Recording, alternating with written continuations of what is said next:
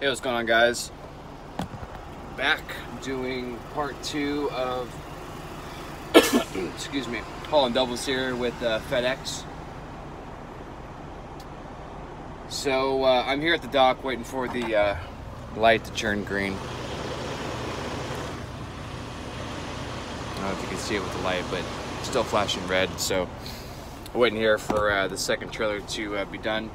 I've already went ahead and hooked up to my first trailer, my front trailer, which is the heaviest trailer.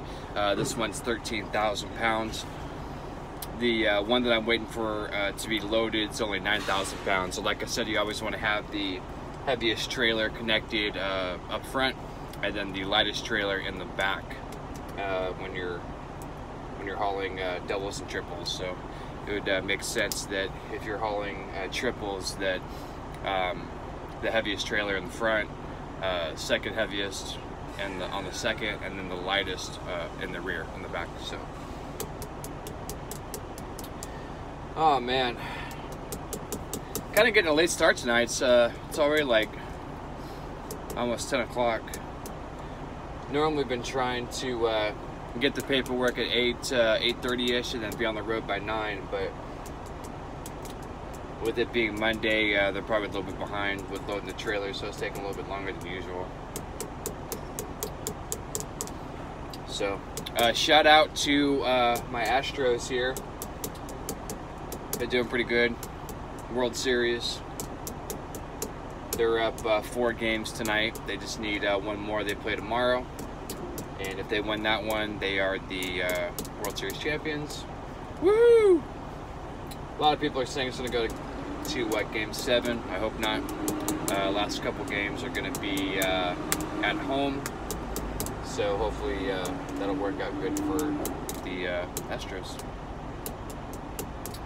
Longhorns, they're doing all right.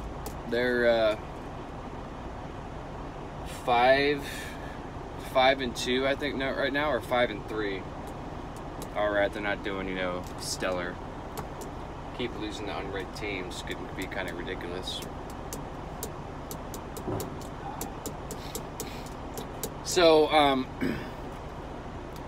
what I did is that I looked at my sheet. I found out which one was going to be the trailer in the rear. So I went ahead and I moved and positioned my dolly up underneath that truck. I'll go here and I'll show you. And so what the idea is that you want to get it up underneath the trailer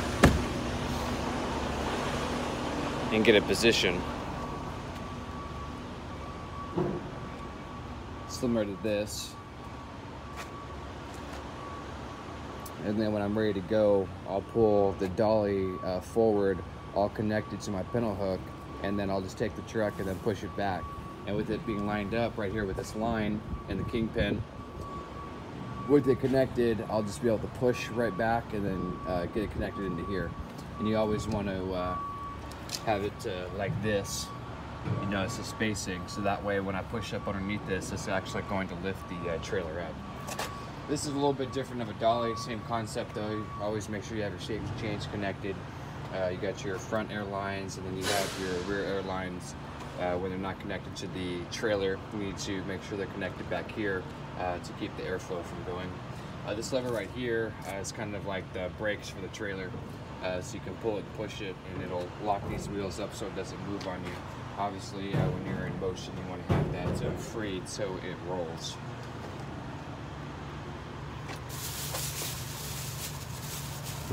Right here, you have your air lines for the trailer. Again, you want to make sure that these are on it and it's sealed and it's closed so the air doesn't leak out. That's the purpose of these. This thing right here will pop out when you've got the air brakes on to get pressure and keep it connected to your dolly there. I'm still waiting on the green light. Sometimes it's always good to come back here and check yourself, because I'll forget to switch the light. So you just look up underneath there and see if the door is closed, which you guys can't see, but I can, and it's still open. So In this particular facility, they don't want you to get up underneath the trailer that's in the dock.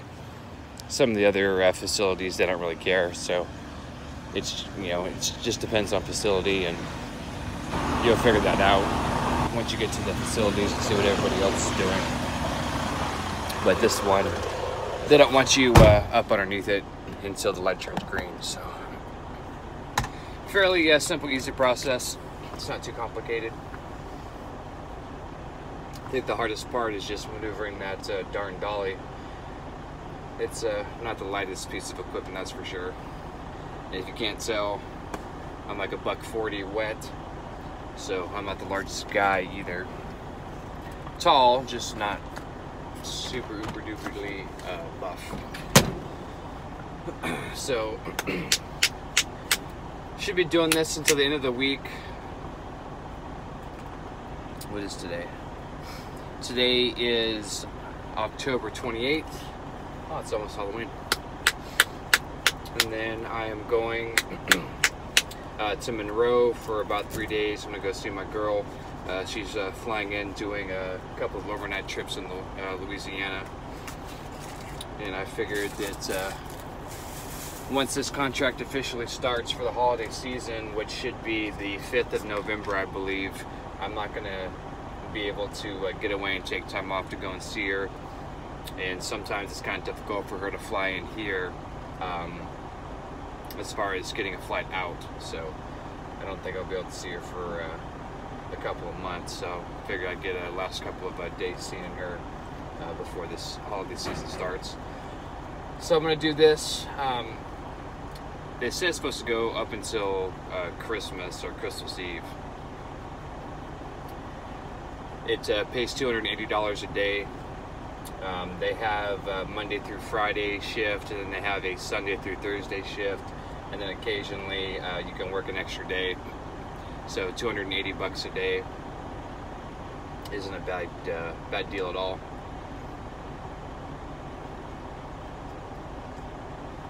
Got my Big Red. It's bottled here in Texas, so you can find it anywhere, which I love it.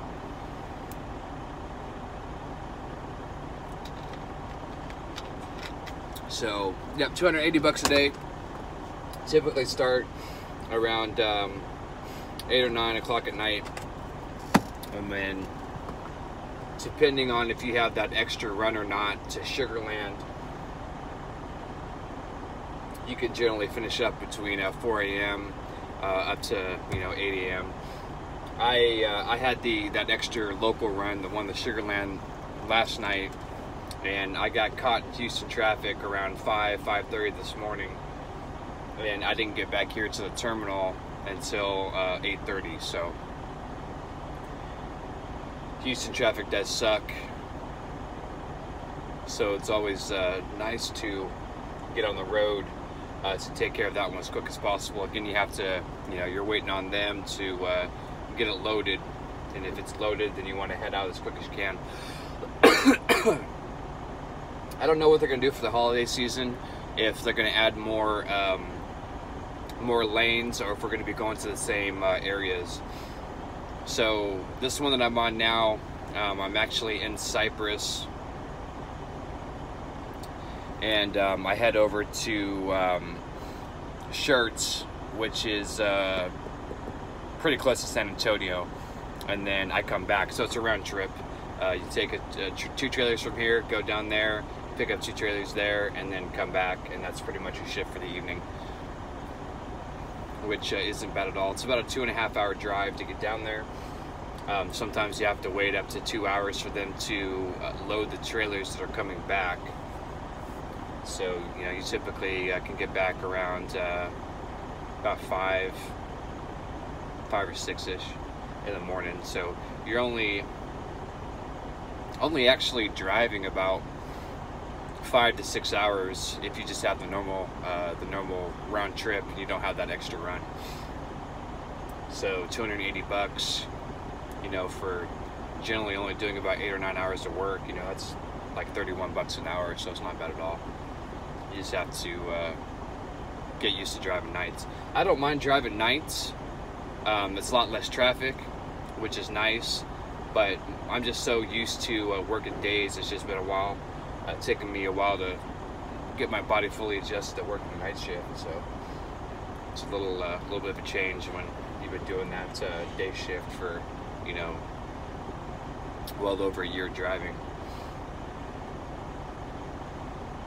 So I turned 40 in September. I don't remember the last time I worked a job night shift, so it's been 10, 15 years at least, easily. When I was up in Alaska doing the snow removal gig, that was night work. That was a long time ago though. So I'm just sitting here right now playing the waiting game, waiting for them to hurry up and get this thing loaded so I can get on the road. The quicker I get on the road, the quicker I can get back. I haven't started my clock yet because I slept here on the property. It's just on PC time, and that way I'm not burning my clock because they're still loading the trailers. So here in here where I'm at in Cypress, there is a couple of truck stops, but they're about 25 or 30 miles away, and the Love's that's over here is kind of small, and that thing fills up pretty quickly. So on my way out, sometimes I'll stop there and get fuel, and I just see, you know, trucks parked all along the on and off ramps on the side of the roads, and then the park lot's already full, so it does fill up pretty quickly. I haven't gone through the Flying J. I don't know how bad that is, but there are some truck stops in the area. You don't necessarily have to sleep here on the property. They have like a little vending kitchen area in there. They actually have a pretty decent selection of food and snacks, you know, microwavable stuff and drinks. So you got some stuff here. They have showers here on the property that we can use. They don't have any laundry facilities, so to do laundry you are going to have to go somewhere else or go to one of the truck stops. But like I said, you generally have the weekends off, so you can go and do it then. Or if you work the Sunday through Thursday, you know, then you've got like Friday and Saturday off.